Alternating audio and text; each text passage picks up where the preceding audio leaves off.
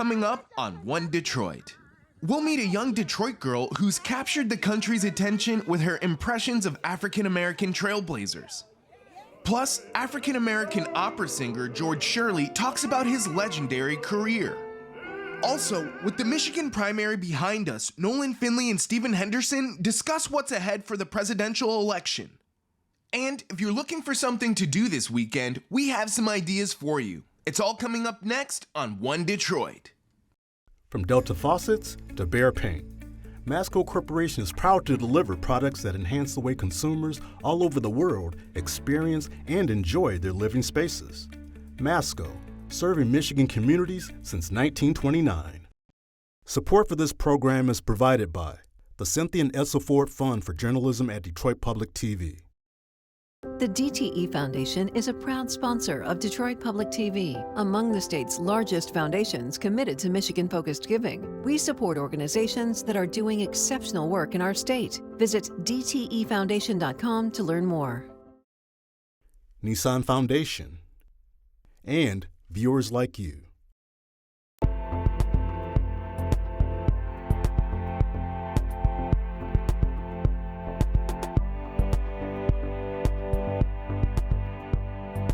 Just ahead on One Detroit. The first African-American tenor with the Metropolitan Opera shares how he became an opera singer. Plus, Stephen Henderson and Nolan Finley examine the results and impact of Michigan's presidential primary. And Cecilia Sharp and Peter Worf of 90.9 WRCJ run down a list of activities for you to enjoy this weekend in Metro Detroit. But first up, February is Black History Month, but an 8-year-old Detroit girl is making sure Black history is celebrated all year long. Robin McKee, who goes by Rosie White on social media, is well known for her impersonations of African-American pioneers past and present. One Detroit contributor, Deja Moss, caught up with her and her family to find out what inspires them to create these Black History videos.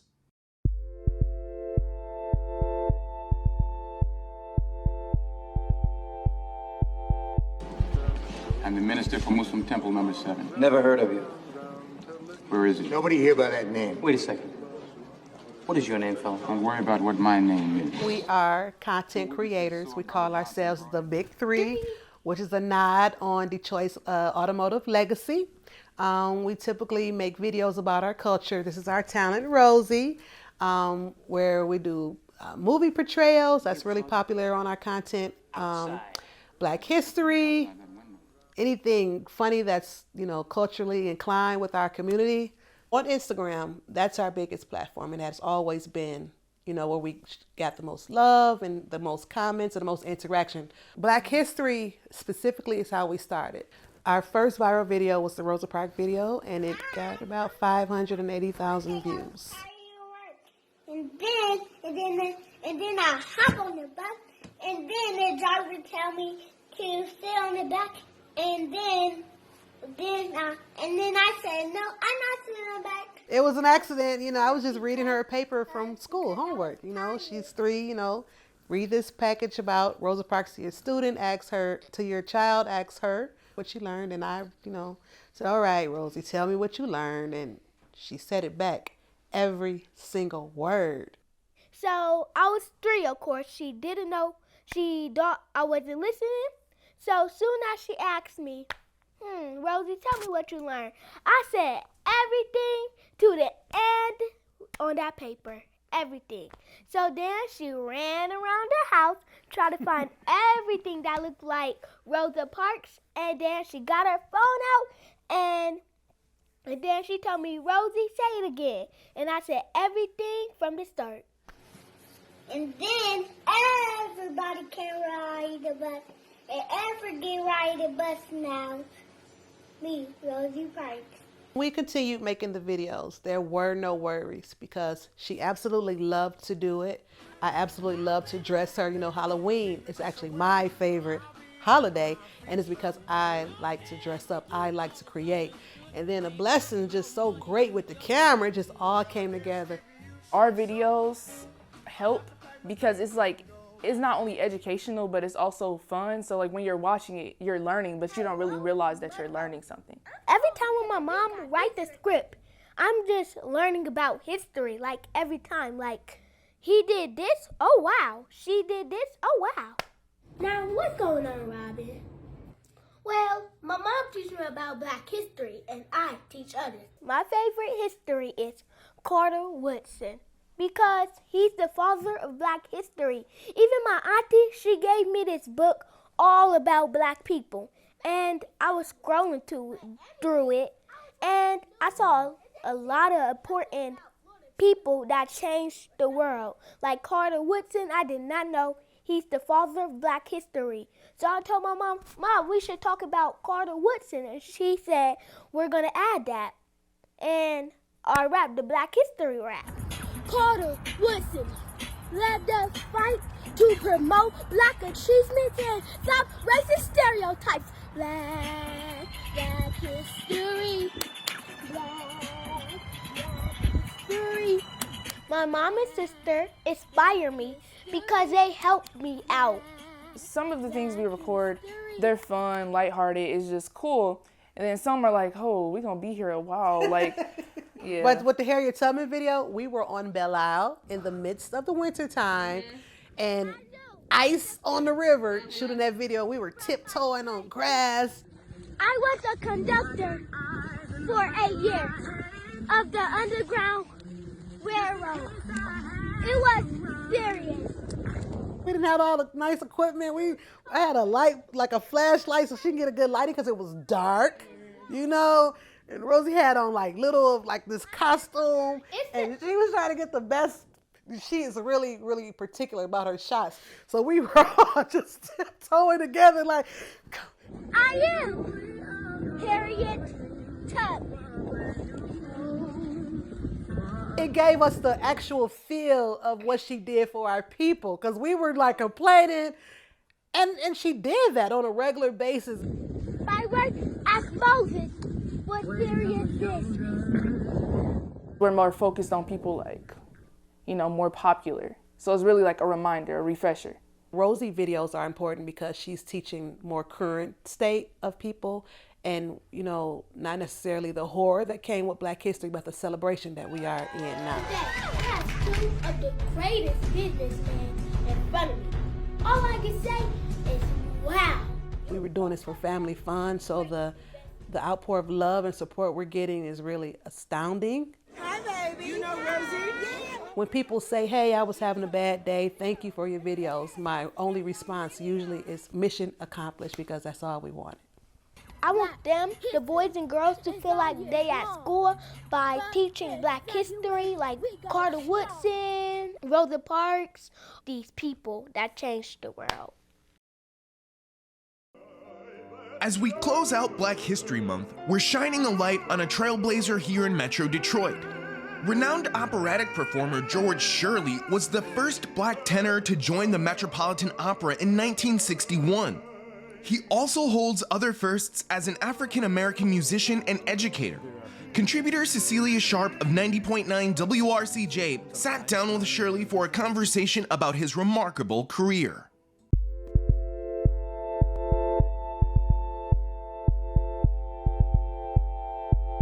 I am here with Professor George Shirley, the first African-American member of the Army Chorus, the first African-American to teach music in Detroit public high schools, the first African-American male tenor to sing leading roles with the Metropolitan Opera, and the list goes on.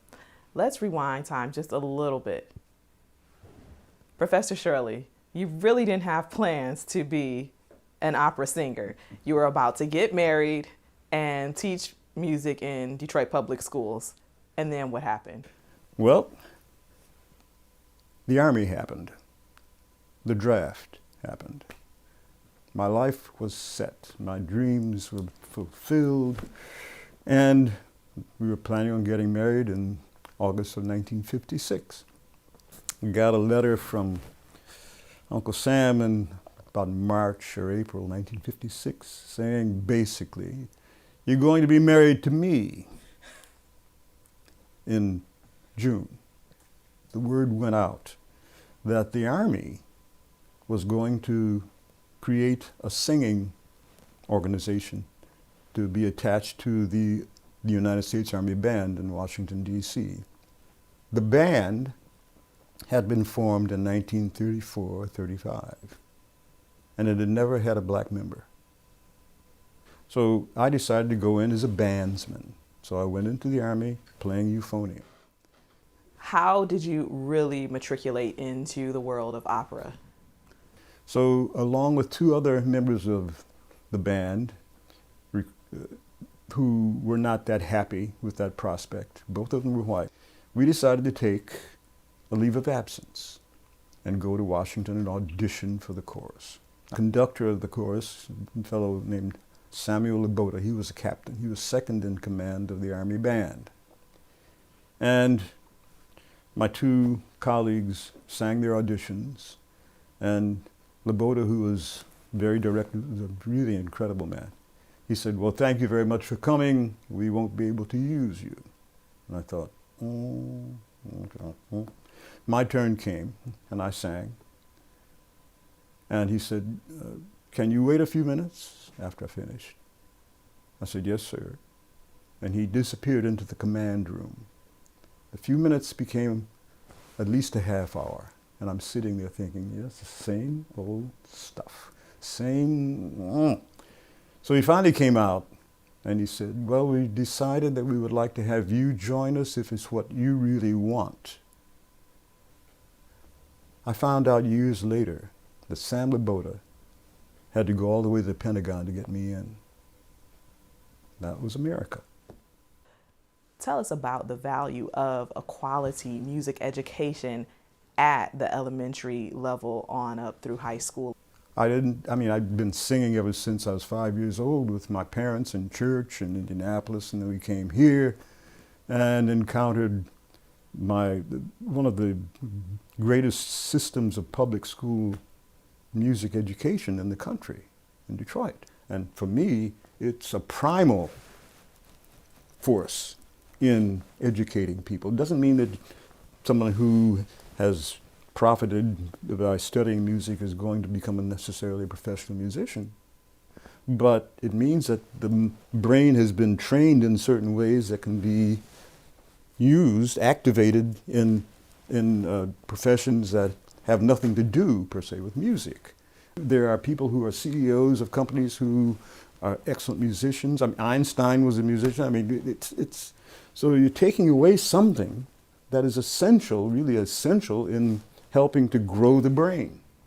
You've taught at universities, you're teaching, you're a distinguished professor at the University of Michigan, but you also have a vocal competition that started about 11 years ago. I have a former student, Louise Toppin. She and I came up with this idea of a vocal competition focused on the art songs and the classical compositions of African American composers.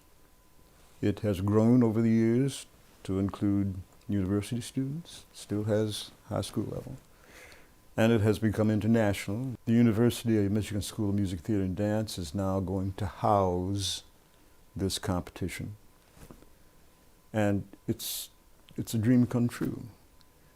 The music, the so-called classical music of black composers has not really been made as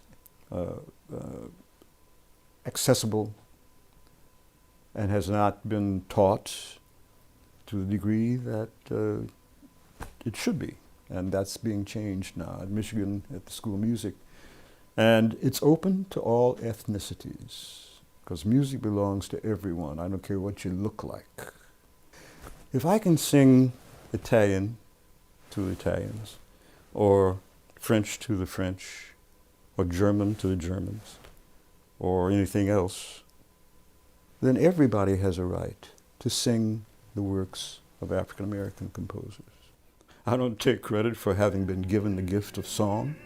I had nothing to do with that. I don't remember asking the intelligence that created me, can I be a singer? Can I be an opera singer? Can I be a teacher? I was given the gift, and I was also given the work ethic to develop the gift.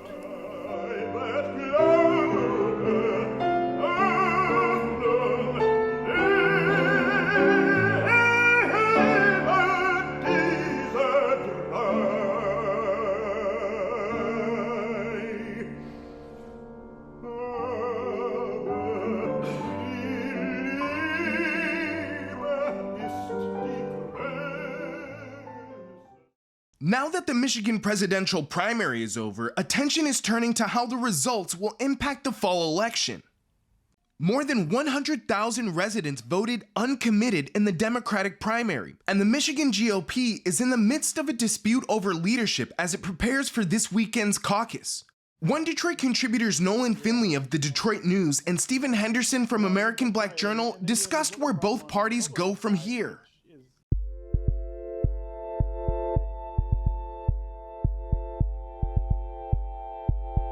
So, Nolan, presidential politics, primary politics, they're never boring here in Michigan. Our history is that we always make news in a way that surprises people. This year was not an exception. Both on the Democratic and the Republican side, we got a little bit of turmoil. Yeah, we do. I mean, of course, everybody focused on the uncommitted drive, the drive to get voters to cast an uncommitted ballot to protest Joe Biden's Middle East position and his support for Israel. I view it as a bit of a fizzle. Numbers weren't that high, I don't think, to make a huge difference or to send a huge message to the president. Unless that replicates in other states, I think it's just going to be a flash in a pan. It's a huge number, 13% statewide, almost 17% in Wayne County, 17% in Washtenaw County. They were hoping to get 10. That's what they said. The organizers thought that would be a tremendous success. They exceeded that in so many ways. There's no way this doesn't send a message to the White House. That's why the Biden folks have been here as much as they have been. That's why they've been meeting with members of the Arab American and the Muslim community about it. I think that as strategy goes, what they're after here is an audience with the president and some consideration for their side of this issue. I can't think of a better way to have done that. These are not people who are going to vote for Donald Trump in November.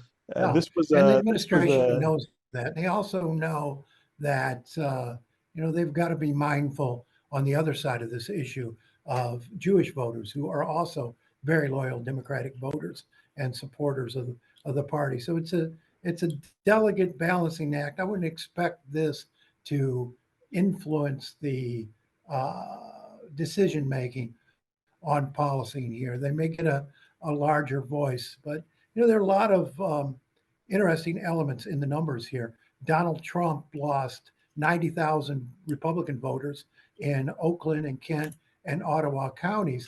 And Ottawa and Oakland counties were the counties that sort of turned against him in 2020 and cost him Michigan. And so he's got the same problems in those counties this year as he had last year. But, I think what we're seeing in this election that's unique perhaps to any others we've ever seen is the emergence of a really potent voter force, the double unfavorables, the people who don't like Trump and don't like Biden and are going to go into that ballot booth and either not vote for president or hold their nose and vote for the one they dislike least, or vote on issues that are important to them rather than the personalities. And whether it's abortion or immigration or the Middle East, I think issues will be more important than personalities perhaps this year based on what we saw Tuesday night. No, I think that's right. And then you have this other problem on the Republican side, which is about to play out, which is, the question of leadership. And you still have caucuses to be held over on that side. And neither side's backing down here. Christina Cramo still says, hey, I'm the party leader and I can lose in court all day, but I'm not going to act any differently. What will happen, though, if she decides to go ahead and keep acting that way? Well, there's only so far you can go in defying a court's order. I mean, that's serious business now. That takes it out of political squabbling and into the courts. And, she's been told by the court to do some very specific things, primarily to stop pretending you're the chair of the Republican Party. So she's got to start turning over the Twitter handle, the empty checking account, the other paperwork. Those have all got to go to Pete Hoekstra, who has now been recognized by the courts as the legitimate chair of the Republican Party. So I think she'll back down. But, you know, the long-term impact on the Republican Party of all this has been tremendous. And I don't think, even if Hoekstra is able to get people to come back together, Pete Hoekstra, the new chair, even if he's able to get everybody to come back and act as an organized civil party again, he doesn't have enough time to make it into the sort of force Republicans will need to help them win Michigan in the fall. I think that's right. I think that's going to play out even more dramatically in the state races, in the Senate race, in the congressionals, and in the state house, where Republicans at one time had kind of high hopes that they could make some inroads. If the party is not in a position to help them in the right way, I don't know that has much of a chance of happening. And it's still this hangover, I guess, from the effect of Donald Trump on the party that's causing all of that. You do have a lot of people doing workarounds. Rick Snyder and Bobby Shostak raising money, recruiting candidates for state house races. The Senate candidates, the ones who have the resources, Rogers and Pinsler, are planning to sort of create their own surrogate state parties to do get out the vote, fundraising, mailings, etc.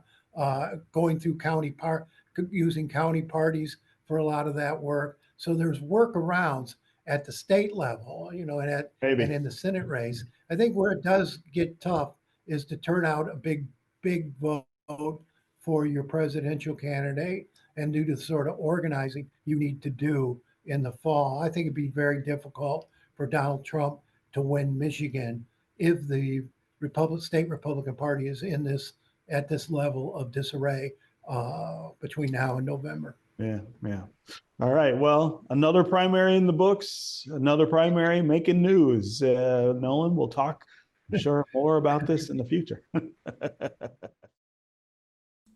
As we enter the month of March, there are lots of things to do in Metro Detroit, both outdoors and indoors. Cecilia Sharp and Peter Wharf of 90.9 WRCJ have some suggestions in today's One Detroit Weekend. I love this time of week where you and I can sit down and chat about the great weekend that's up ahead. So what do you have in store for us? Let's kick things off with Mosaic Youth Theater, whose actors will perform Debating Destiny tomorrow and Saturday at the Senate Theater. It's the world premiere performance of the play by James Anthony Tyler. The story immerses the viewer in the complexities of growing up through the art of debate. I love the talent of the youth at Mosaic. And speaking of youth, parents can take their kids to Paw Patrol Live at the Fox Theater this Saturday and Sunday. This action-packed storyline take the Paw Patrol on the great pirate adventure. Let's keep the fun for the kids going. Okay. On Sunday, the Magic School Bus, lost in the solar system, is headed to the Berman Center for the Performing Arts. Ms. Frizzle and her class will be flying across the galaxy and learning about the solar system. I used to absolutely love the Magic School Bus as a kid. And actually, maybe I still do. I also want to remind everyone that this is the last